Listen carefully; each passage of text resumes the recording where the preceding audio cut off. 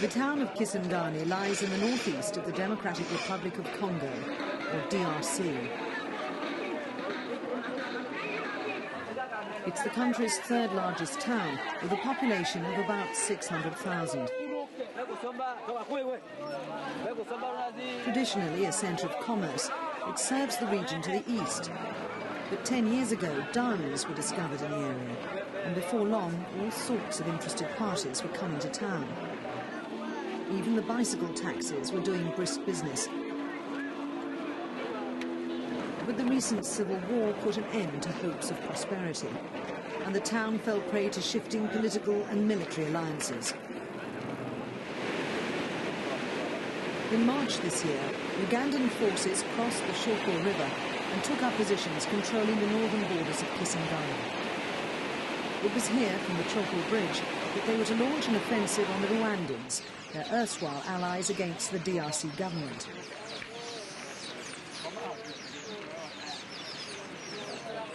Despite a ceasefire in the main war against President Laurent Kabila's troops, a series of local skirmishes broke out, and the civilian population was caught in the crossfire. Now life seems to be getting back to normal again.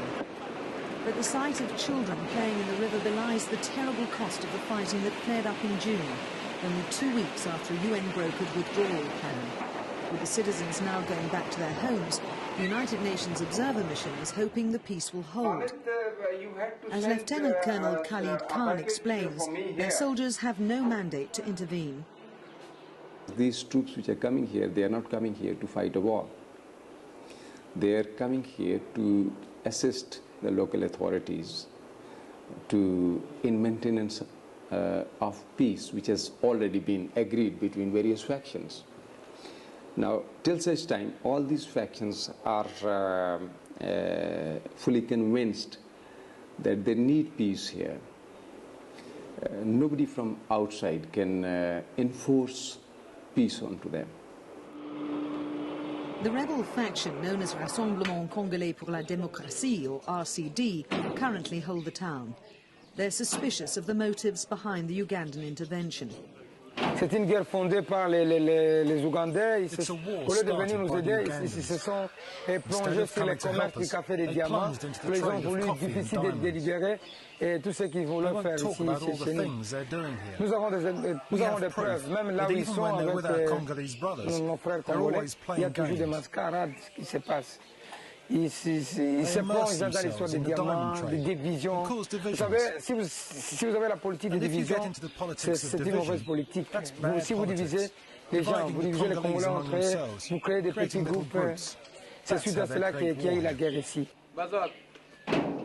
The RCD would like the UN observers to withdraw as well and leave them to it. But it's only a year since these young soldiers were themselves chased out of town by Ugandan troops. There's an enormous political vacuum in Kisangani since the breakdown of Zaire. The Kabila government has no authority here, and control of the eastern Congo would improve the national security of both Rwanda and Uganda, as well as giving them important influence in the Great Lakes region. But June's six-day battle between Ugandan and Rwandan troops was the last straw for the civilians of Kisangani.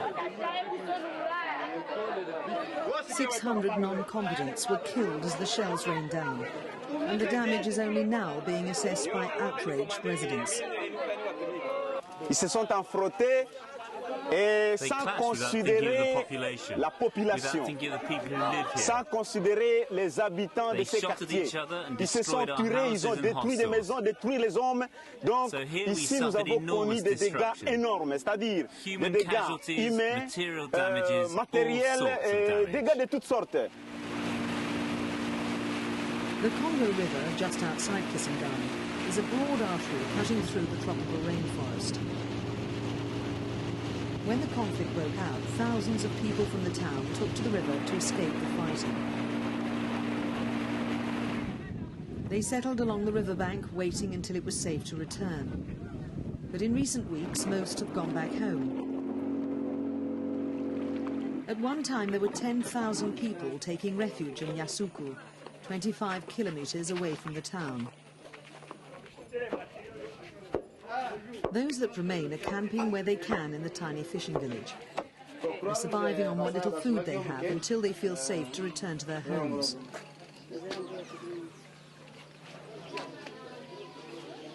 Amongst those who stayed on in the makeshift accommodation is Marie-Jeanne Lofumbu, a mother of 4 small children. She was separated from her husband during the fighting, but at least the children are all right. And soon they will all go back. For the moment, it's time to relax and be thankful. After what happened, after the trauma, we weren't dead. We managed to escape, so we came here. 70% of houses in the Chopo area were damaged or destroyed, and looting was widespread. Brandishing her machete, this woman keeps potential looters at bay, but it's a losing battle. She despairs at the state of her mud-walled home. She'll have to rebuild it completely. But at the Kisangani General Hospital, the human cost of the bombardment is plain to see.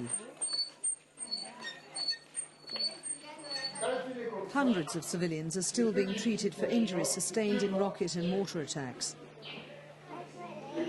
It's estimated that 1,700 of the townspeople were wounded in the 6 days of fighting here. The shrapnel and bullets paid no heed to the age or sex of the innocents in their path. And the danger continued even after the fighting was over. The city was littered with unexploded rockets and shells when the opposing armies withdrew. And since that time, a number of people, including young children, have been killed or maimed in explosions. Grenades, mortars and anti-personnel mines were left behind. And the International Committee of the Red Cross has embarked on a program of finding and identifying such devices and warning people of the dangers. They're also supplying the antibiotics and medicines needed to treat the variety of infected wounds being presented. Amongst the victims are the very old as well as the very young. But what they have in common is a profound sense of trauma and incomprehension. This girl is terrified. She says she has a headache. In time, she'll realize that she has no feet. The soldiers sustained fewer casualties by far. Another traumatic aspect of the recent battle's aftermath was the need to hygienically dispose of the hundreds of decomposing corpses in the residential areas of the town. This father watches as Red Cross volunteers disinter the body of his daughter. She was buried in the midst of the fighting in a shallow grave in the vegetable patch of his home. The girl had been hiding in a hut which was hit by a random rocket fired during the conflict. Teams of volunteers went out to trace inadequately buried bodies, to disinfect the sites and to transport the corpses to mortuaries for eventual reburial. 2 weeks after her death, the mortal remains of this man's child were exhumed and finally laid to rest in a proper coffin at the cemetery. Many of the civilian victims were reburied in mass graves, but at least their decomposing bodies posed no threat of disease to the living.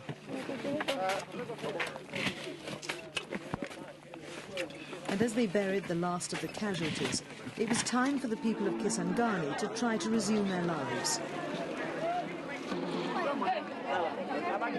In the central market, business is slow, food is scarce, the stalls half empty.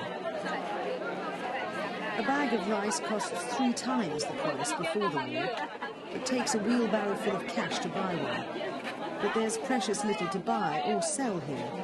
And in a city isolated by 2 years of war, the people will find it hard to recover their economic balance. This time, they're just hoping the ceasefire will hold.